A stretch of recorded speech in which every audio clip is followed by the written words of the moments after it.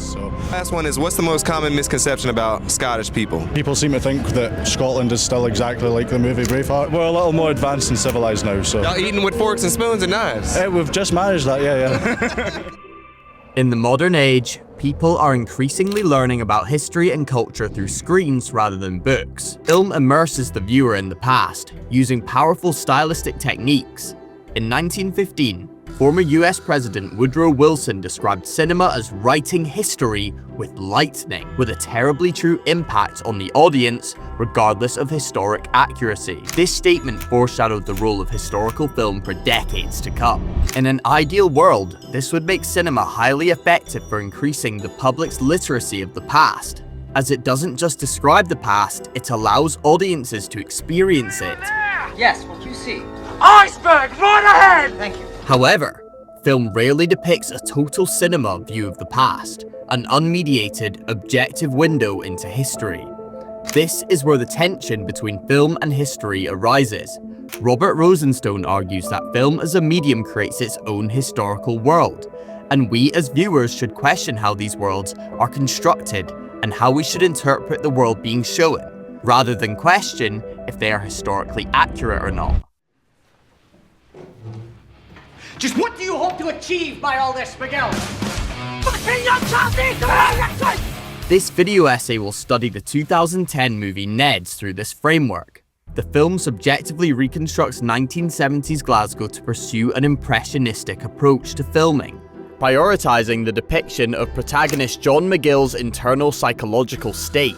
Neds largely reflects director Peter Mullan's own experience growing up in Glasgow, stating in an interview with Kath Clark for The Guardian that the film is personal, but not autobiographical. So while the film is rooted in realism, showing the 1970s Glasgow Peter Mullan experienced, it chooses to emphasize his memory of it into a stylized narrative. This leads to a key issue. How should Mullan's historical world be interpreted if it cannot provide an objective account of 1970s Glasgow? What responsibility do filmmakers and/or cinema owe to the past?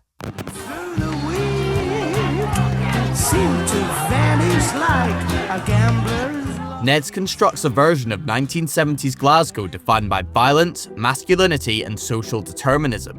John McGill follows the good boy gone bad narrative, framing Glasgow as an unremittingly deterministic environment where working class individuals are usually unable to escape their impoverished background, which they were born into. John's academic potential is shown at the beginning of the film, achieving top marks in his class, being spotlighted as intellectually superior to his peers. 100 out of 100. Take your place upon the podium, up here. An example to you all, boys. Mr. McGill, I salute you. What follows is a chain of events which shows his descent into a gang member. This structure aligns with Edward Branigan's argument that narrative organizes spatial and temporal data into a cause-effect pattern of events, which gives what takes place in the movie meaning. This frames John's decline as a shaped story where his fall from grace appears inevitable, rather than just being an unfortunate sequence of events. However, because this narrative shows history through the experience of an individual, it risks reducing complex social problems into a more personal psychological drama about John. Rosenstone argues that this becomes a way of avoiding the often difficult or insoluble social problems pointed out by the film, masking the big picture of history in favor of appealing to audiences emotionally. This is where the film's influence becomes problematic. Mullan reflects the look of 1970s Glasgow through objects, clothing, and environment. The film was shot exclusively in Glasgow, and real Neds in the 1970s were often smartly dressed. The film highlights specific items like black Doc Marten boots, chosen for durability and combat utility. This matters because these images feel real. Glasgow is shown in Neds as extremely violent and a trap of deprivation, where social mobility is basically impossible. Mullan's fictional historical world exists in the same one which the audience lives in. It creates a powerful reality effect, which can trick viewers into accepting the entire narrative as authentic. At the same time, Mullan isn't looking to create a total cinema objective depiction of 1970s Glasgow. As a fictional film, Neds looks to engage and affect the viewer rather than providing precision and accuracy. This is made obvious in the film's surreal imagery, most notably in the appearance of a Jesus figure during a violent confrontation.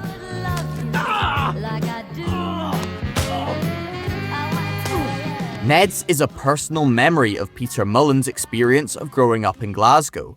While yes, it has been dramatised, Mullan's subjective reality of 1970s Glasgow isn't any less real than the objective history of Glasgow, but represents a different idea of historical truth grounded in lived experience.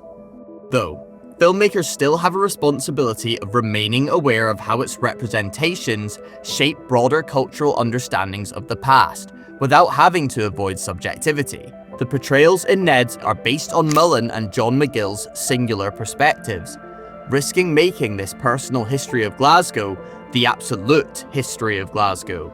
As Rosenstone says, film insists on history as the story of individuals, and as film can often personalize and dramatize history, when a personal memory is presented with the emotional and visual form of cinema, it becomes part of a shared understanding of history.